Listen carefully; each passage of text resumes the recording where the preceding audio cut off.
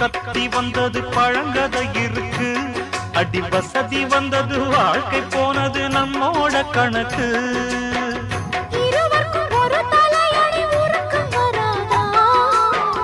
இருக்கட்டும் இவனுக்கும் அந்த நினைப்பு வராதா? உடல் மறந்து சுகம் மறந்து உறவாடும் நேரம் வராதா? ரெக்க கட்டி பறக்கு தட்டி அண்ணாமல்ல சைக்கிள் ஆசைப்பட்டு ஏறிக்கிட்டேன் ஐயாவோட பைக்கில். தோள கட்டி பிடிக்கையிலே என்ன சுகம் கண்ணம்மா.